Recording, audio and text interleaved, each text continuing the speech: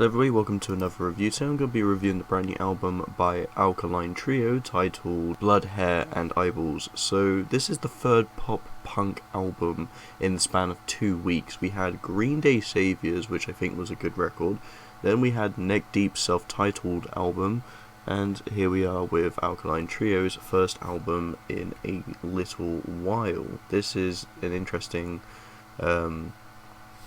release for me, because I definitely was intrigued to hear how they sounded in more their modern fashion, and to me this is not too bad actually. I think Alkaline Trio manages to hit the sounds that a lot of people like. I feel like they bring in some cool little elements into some of the riffs they play, or just I think there's some great vocal passages, although I still think the band isn't really able to hit the sort of sounds that more of the classic albums tend to have, especially albums like Crimson, which in my opinion, I prefer. I will say though, with Alkaline Trio's later work, this is probably the best entry we've had from the band in quite some time. I think the mixing is probably the biggest problem though. I will say that the mixing is kind of weird, and you mainly noticed it on the single Blood, Hair and Eyeballs, but even some of the first few tracks, I feel like there's a weird ruddy mixing between the instrumentation to the vocal performance, and I think as a whole it just doesn't have quite the best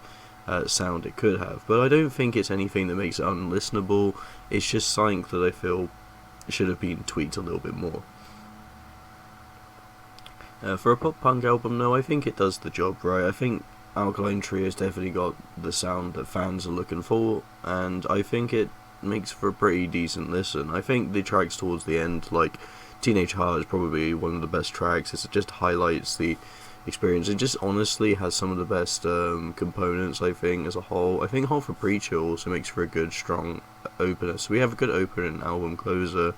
And honestly, I think I don't think it's really a bad track. I just think the mixing is sort of an issue, and I just don't think Alkaline Trio are quite hitting the classic sound of some of that big hits like Radio, or Stupid Kid. But yeah, this is still a good album nonetheless. I feel like if you're just looking for a classic Alkaline Trio experience, you're probably going to get some of that enjoyment here, as well as some of their newer sound. But yeah, I think that's pretty much all I have to say. It's one of their strong albums in this newer era, but it isn't quite as good as some of their more classic stuff. But I still think it's still worth a listen. I'm going to give this one a 3 out of 5. And this is not the fact that I think pop punk is just 3 out of 5, because every album in the genre has had the same score. But I honestly just don't know what else to say. The Green Day album's good, but it's not that good. Neck Deep's album was better than I thought it would be. And this album, yeah, I'd say it's a 3 out of 5. That's literally how I'd present that. But yeah, that's my review. Hope you guys enjoy. Thank you so much for watching. And there will be an albums of the month thing coming soon, because there's a lot of albums coming out on this Friday. So I'll make sure to get to that. So yeah, thank you.